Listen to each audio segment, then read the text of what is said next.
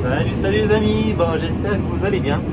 Bon comme convenu, je vais quand même prendre un petit peu de temps pour faire une vidéo sur le semis du SIPAN. Alors qu'est-ce que c'est un SIPAN? C'est couvert, interculture, piège à nitrate. C'est-à-dire que les cultures qui ont été levées cet été là, ou au mois de septembre, ou même début octobre, on va y implanter dessus un couvert.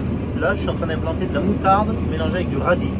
Ça a pour but, en fait, une fois semé, ce couvert va se développer. Pour se développer, il va utiliser de l'azote, du phosphore, de la potasse, des nutriments qui sont dans le sol. Donc ça va l'aider à se développer, ça va faire que le sol sera couvert. S'il y a des grosses pluies dans l'hiver, il n'y aura pas d'érosion, il n'y aura pas de ruissellement, ça va tenir la terre. Ça va empêcher les nitrates, l'azote, de se lessiver. Et une fois qu'on va détruire ce couvert juste avant le labour, donc on va le détruire soit par un broyage, soit par un pâturage des brebis. Une fois qu'on va le broyer et le labourer, on va l'enfouir, il va se décomposer ce couvert et il va restituer au sol une bonne partie des éléments qu'il avait pompés pour se développer. Alors là je suis avec le 724, à l'avant on a un rouleau Spire 3 mètres de marque Eva. Ouais, j'avance à 12 km/h, bah forcément je gratte pas très profond et on met 10 kg par hectare. Donc 10 kg par hectare, ça veut dire que la distribution du semoir ne tourne pas très vite, donc on peut avancer. Il n'y a aucun problème là-dessus. Je vais m'arrêter et vous faire voir, hop, vue de l'extérieur, comment ça se passe.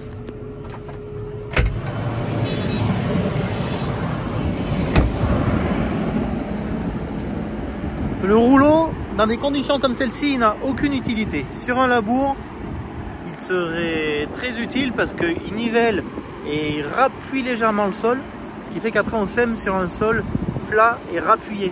Là vous voyez que ça a été décompacté, déchaumé, donc là on peut pas dire que le rouleau ait une utilité, mais à part qu'il sert. Alors là j'ai très peu de grains dans la trémie parce que j'ai mis 100 kg, et quand on remplit, si on met 700 ou 800 kg de grains, le rouleau à l'avant, ça équilibre les masses. Ça fait en sorte que le tracteur, tout le poids, ça passe sur l'essieu arrière. Ensuite, à l'arrière, donc l'air rotative qui gratte là autour de 8-10 cm. Là, on voit la turbine. Alors cette turbine, en fait, elle envoie en pression de l'air dans la tête qui est sous ce cache là, et tous les tuyaux, toutes les descentes qui amènent les graines jusqu'à l'élément semeur, jusqu'au disque. Donc tout simplement,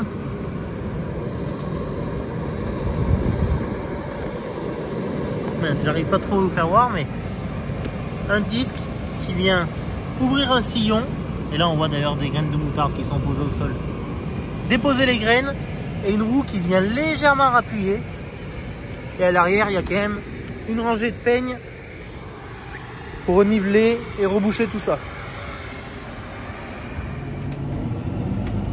Allez, on continue. Donc, on travaille au GPS, ça c'est vrai que c'est facile. Mais qu'est-ce que c'est chouette de travailler au GPS. Donc, en plus, sur ce tracteur-là, on a un GPS avec une précision centimétrique, c'est du RTK. Avant, sur le 716, j'étais pas en RTK, j'étais en RTX. Donc, c'était une précision un peu moins bonne. Ce qui fait que, en fait, tout au long de la journée, la ligne, elle se décale. Donc, si on s'absente un moment et qu'on revient dans la parcelle, il fallait se remettre au bon endroit et refaire un centrage pour recentrer la ligne.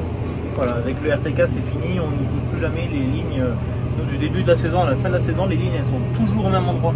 C'est pour ça qu'on peut se permettre de faire toutes nos planches, les planches pour les cultures, on passe toujours au même endroit, jamais on va mettre un crampon sur un endroit où il y aura une culture plantée, c'est très important pour le développement des racines. Et voilà, donc ça du début à la fin de la saison, on sait où c'est qu'il faut passer. Là maintenant on est en 3 mètres, on passe où on veut, c'est pas important. Ce qui est important, c'est qu'on fait quand même attention à la pression dans les pneus.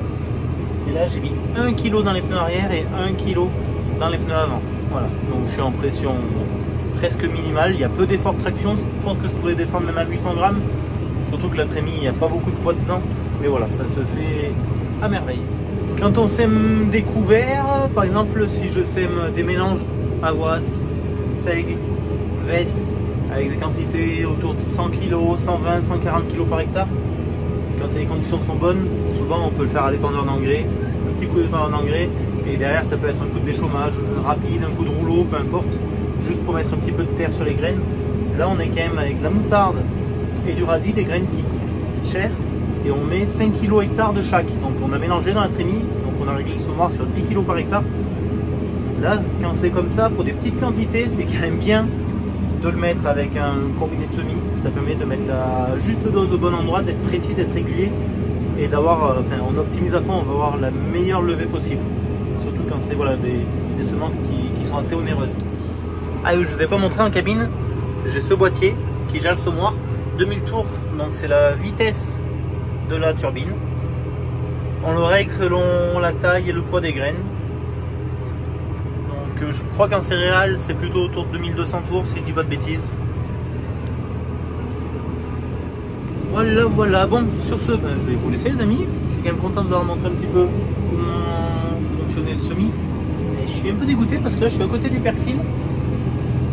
Et là la partie pour finir le champ ça a été arrosé, ça s'est arrosé cette nuit.